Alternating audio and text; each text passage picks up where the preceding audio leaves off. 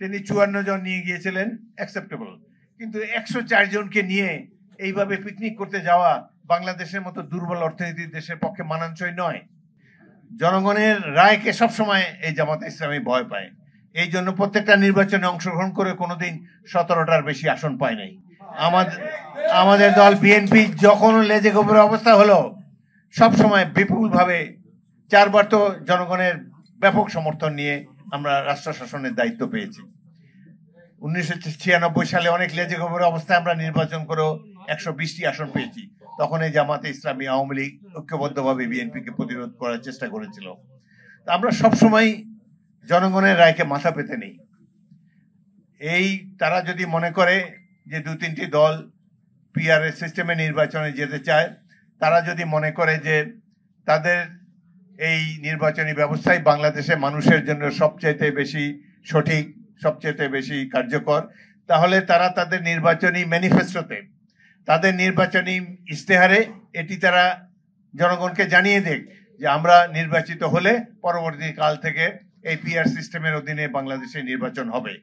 কিন্তু 2-3টি রাজনৈতিক দল মিলে তো একটি নির্বাচনী ব্যবস্থা জনগণের উপরে চাপিয়ে দিতে পারে না। পৃথিবীর কোথাও এরকম হয়নি। গণতান্ত্রিক ব্যবস্থা হলো জনগণের সম্মতিতে সিদ্ধান্ত গ্রহণ। একমাত্র নির্বাচনী গণতন্ত্রের অনুষঙ্গ, যার মাধ্যমে আমরা সঠিক পথে যেতে পারি। সুতরাং আশা করব এই ধরনের উদ্ভট কথা নিজেরা জিততে পারবে না, সেই জন্য এই ধরনের নতুন কোন সিস্টেমের এক্সপেরিয়েন্স বাংলাদেশের মানুষ তো গিনিপিগ না। 17 বছর অনেক কষ্ট করেছি আমরা। সাধারণ মানুষকে অনেক পরিশ্রম দিতে হয়েছে, জীবনের বিনিময়ে কত পরিবার ধ্বংস হয়ে গিয়েছে। এদেরকে তো এক্সপেরিমেন্ট করতে পারেন না। জনগণের সম্মতি প্রয়োজন, রাষ্ট্রের মালিক জনগণ। আমরা তাদের সম্মতি নিয়ে পরবর্তীকালে যদি যাদেরকে জনগণ আগামী নির্বাচনে, ফেব্রুয়ারি নির্বাচনে জনগণ যাদেরকে ভোট দিবে, তারা দেশকে সাজিয়ে নেক।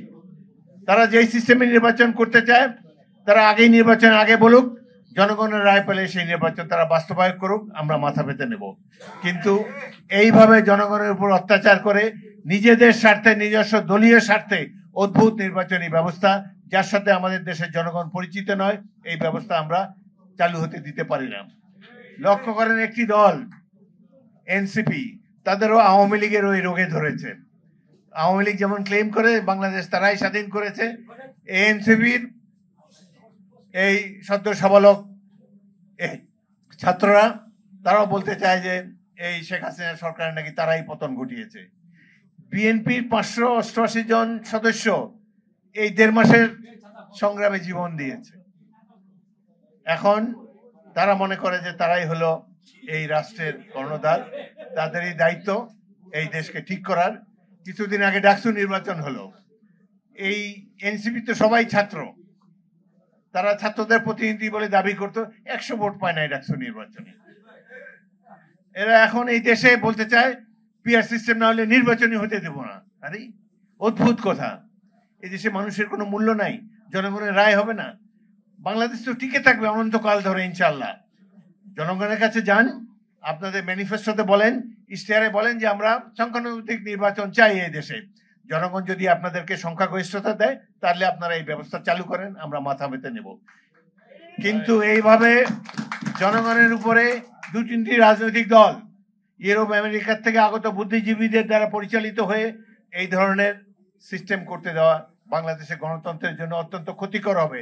আমরা দেশের সর্ববৃহৎ দল, রাজনৈতিক দল বিএনপি, আমরা কখনোই এটিকে সহ্য করব না। হিল ট্র্যাক্সে আবার শুরু হয়েছে পুরানো খেলা।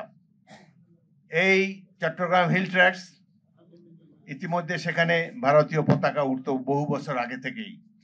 কেবলমাত্র শহীদ রাষ্ট্রপতি জিয়াউর রহমান তিনি সেখানে বাঙালিদেরকে পাহাড়ি এলাকায় পুনর্বাসিত হওয়ার কামলে জনসংখ্যার মধ্যে একটা ব্যালেন্স এসেছে, যার জন্য এখন আর তারা ভারতের পক্ষে স্বাধীনতা ঘোষণা করতে পারছে না। এই জন্য শহীদ জিয়াউর রহমান ইতিহাসে অমর হয়ে থাকবেন। তিনি বাংলাদেশের অখণ্ডতাকে রক্ষা করেছেন, স্বাধীনতা সার্বভৌমত্বকে সবসময় পতাকাকে উড্ডীন রেখেছেন। আজকে দেশের অর্থনীতি স্থবির। কেবলমাত্র প্রবাসী ভাইদের যে অর্থ সাহায্য রেমিটেন্স পাঠায়, সেটার উপরে টিকে আছে এই অর্থনীতি। কোনো বিদেশি বিনিয়োগ, দেশি বিনিয়োগ কিছুই হচ্ছে না। তার মধ্যেও বর্তমান সরকারের বিলাস বেসনের কোনো কমতি নাই। প্রফেসর ইউনূসকে আমরা সম্মান করি, তিনি দেশের গৌরব, কিন্তু রাষ্ট্র চালনায় তিনি সফলতার মুখ এখনো দেখতে পাননি। সফলতা পান না পান, ব্যয় সংকোচ তাকে করতে হবে।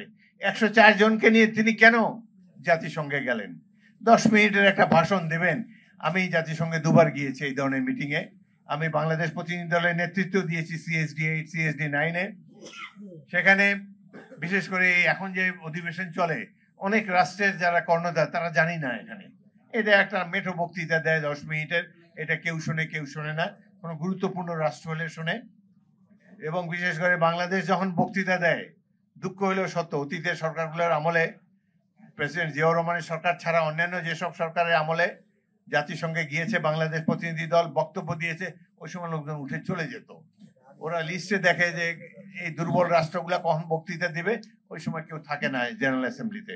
এই ধরনের একটি অপ্রাসঙ্গিক একটি মিটিং এর জন্য 104 জনের বিরাট লটবহর নিয়ে গিয়েছে। এটা বাংলাদেশের জনগণের ট্যাক্স পেয়ারের অর্থের অপচয়। তার প্রেস টিমের 5 জন গিয়েছে, অন্যান্য সাংবাদিকরা তো গিয়েছে। এটা তো আপনার আমাদের অর্থের অপচয়। এইভাবে মাঝখানে তার বোধোদয় হয়েছিল, তিনি 54 জন নিয়ে গিয়েছিলেন, অ্যাকসেপ্টেবল। কিন্তু 104 জনকে নিয়ে এইভাবে পিকনিক করতে যাওয়া বাংলাদেশের মতো দুর্বল অর্থনীতির দেশের পক্ষে মানানসই নয়।